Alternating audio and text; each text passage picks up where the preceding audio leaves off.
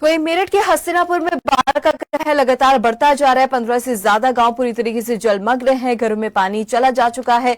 लोग छतों पर रहने को मजबूर है और गलियों में पैदल चलने की जगह अब नाव से सफर हो रहा है। यही नहीं, बिजली भी पूरी तरीके से ठप है।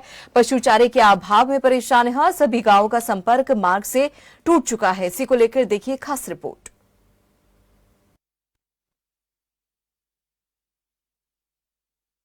हसनापुर का हद्दीपुर गांव गांवडी में इस वक्त हम मौजूद हैं और यहाँ के जो रास्ते हैं वो तालाब में तब्दील हैं। वहाँ देख सकते हैं, एक बार ऊपर देखिए तस्वीरों में किस तरह से जो लोग हैं वो छत पर रहने के लिए मजबूर हैं। इस टाइम बड़ी स्थिति खराब है।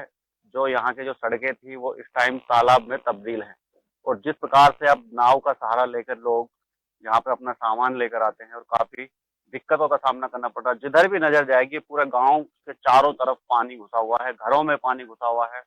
लोगों को देख लीजिए किस तरह की दिक्कत है। काफी दिक्कतें यहाँ पर लोगों को काफी हो रही है।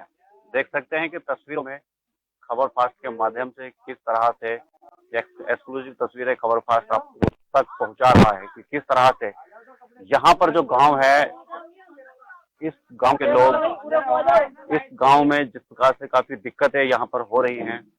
सबसे बड़ी बात यही है कि यहाँ पर आप देख सकते हैं कि किस तरह से यानी कि गांव के चारों तरफ अगर जिधर भी नजर जा रही है तो उधर की स्थिति बदहाल है। बिल्कुल काफी दिक्कत यहाँ पर लोगों को हो रही है और सबसे बड़ी बात है कि अब प्रशासन यहाँ पर राउंड अप तो है, लेकिन इनके लिए कोई सुविधा यहाँ पर जो सही जो सुविधा है वो नहीं मिल पा रही है, क्योंकि यहाँ से काफी दिक्कतें हो रही हैं। क्योंकि लोगों का जिस प्रकार से रोज मजदूरी करते हैं, मजदूरी करने के लिए जाते हैं, वहां नहीं जा पा रहे हैं। अच्छा, कुछ यहाँ पर इस गांव से अलग थोड़ा सा सरकारी कुछ मकान भी बनाए गए थे क्या? उनकी तरफ एक बार प्रधान जी के पास दोबारा चलेंगे हम। प्रधान जी, जरा बताएं कि यहाँ पर कुछ सरकारी जो मकान है पहले भी बनाए गए थे कांग्रेस की सरकार में, तो उनकी क्या स्थिति है? यहाँ से वहां के लिए अगर लोगों को शिफ्ट किया जाए तो क्या दिक्कत होती है? मकान तो यहाँ पहले दिए थे, कोई लाभार्थी को यहाँ दिए गए थे गाँवों में, लेकिन वो तो जर्जर काफी पहले दिए थे कांग्रेस के टाइम में। अब कुछ बीजेपी के टाइम में मिले हैं। अब की पंचवर्षीय योजना में कोई मकान नहीं बना है। मान लिया गरीब लोगों को कुछ मकान बन जाते 10-20 गरीब लोगों के, तो उनका भी लाभ मिलता।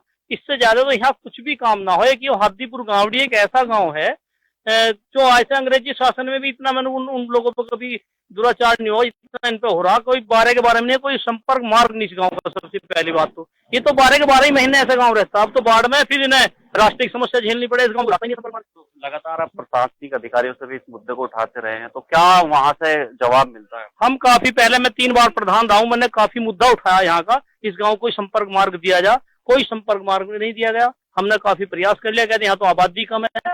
एक यहाँ नाला बना हुआ, सो पहले पुल की डिमांड करी। पुल के लिए ये बात रखती यहाँ से पुल से क्या इनकम होगी, यहाँ पर टैक्स लगेगा, मगर ये छोटी सी आबादी है। यहाँ तो एक नाले का ही निर्माण करा जाएगा। इससे कोई मगर कोई सरकार को वो तो लाभ तो होगा नहीं, मैं कह रहा हूँ, लेकिन पब्लिक को लाभ मिलेगा, मगर कोई टोल टैक्स वगैरह तो यहाँ होगा नहीं। नाला तक सरकार यानी यहाँ के अधिकारी नहीं बनवा सके। आज भी वो टूटा हुआ है। वो नाला, उसका लेंटर टूट गया। पहले हयूम पाइप का बनाया था, लेकिन वहाँ बनना चाहिए था एक लेंटर वाला पुल। अब ऐसे ही यहाँ मेन सड़क में कर दिया। सरकारी पैसे का सारे का जो है दुरुपयोग हो रहा है। जो अब से पहले वहां सड़क बनी है, आज कई साल हो लिए, उसमें कई बार हयूम पाइप तो दबा दिए, लेकिन लेंटर वाली कोई पुलिया नहीं दबाई। जो 6 किलोमीटर में वो पानी चलता है, वो हयूम पाइप को पानी कैसे निकासी हो जाएगी? वो तो लेंटर वाले ही पुल में पानी की निकासी हो सकती है। यहाँ के विधायक हैं दिनेश खटीक जी, अब तो मंत्री भी हैं, तो क्या उनके पास कभी गए हैं? उन्होंने यहाँ का हाल जाना कि आखिर किस प्रकार से यहाँ के लोग रह रहे हैं? हाल जाना जी, तो यहाँ उन्होंने पहले बांध की एक वहाँ वो चल रही थी, वो बांध भी अधूरा है। उस बांध पे भी पूरा निर्माण नहीं हो पाया। जो मिट्टी डाली थी वो भी बह गई, आदि बताऊं मैं आपसे, तो उसमें भी पूरा जो है काम नहीं हो पाया। वहां से ही पानी गंगा जी का आ रहा है सारा। मतलब ये है कि यहाँ के जो विधायक, यहाँ के जो मंत्री हैं, अगर यहाँ के बात करें, यहाँ के जो अधिकारी हैं, वो पूरा काम स्थिति खराब है। बिल्कुल स्थिति खराब है। यहाँ इस गांव की स्थिति बेहद खराब है, बदहाल है। जैसे कि बताया कि अब तो बाढ़ से यहाँ पर पूरे गांव में पानी भरा हुआ है, लेकिन उससे पहले भी यहाँ की जो निकासी है, वो निकलने वड़ने के लिए जो सटीक रास्ता है, वो यहाँ पर आज तक सरकार या फिर अधिकारी नहीं पास कर पाए हैं। सरकार के लोग आते हैं, देख के जाते हैं, लेकिन स्थिति वही खराब, बिल्कुल बेहद खराब है। लोग अब इस वक्त अपने मकानों के छत पर रहने के लिए मजबूर हैं, क्योंकि अंदर तो पानी घुस गया। लगातार जिस प्रकार से सांप बात करें, इनकी बात करें तो कीड़ों की बात करें तो इनके घर में घुस रहे हैं, लेकिन अब बीमारियां पनपनी शुरू हो गई हैं। अब देखते हैं सरकार इस तरफ किस ओर ध्यान देती है। क्या अगर बीमारी यहाँ पर होती है तो उस प्रकार से यहाँ पर कैसे कंट्रोल किया जाएगा। यहाँ डॉक्टर अगर उसको बुलाया जाएगा तो उसकी फीस भी ज्यादा महंगी होगी। सरकारी जो डॉक्टर है वो यहाँ पर पाएंगे नहीं, क्योंकि सदैव लगातार यहाँ के जो लोग हैं काफी दिक्कत उनको हो रही है। खबरफास्ट की टीम लगातार आज इसी को लेकर यहाँ पर निकली है और आज देखा है कि इन पिछड़े इलाकों में सरकार के नुमाइंदे अधिकारी आखिर पहुंच पाते या नहीं।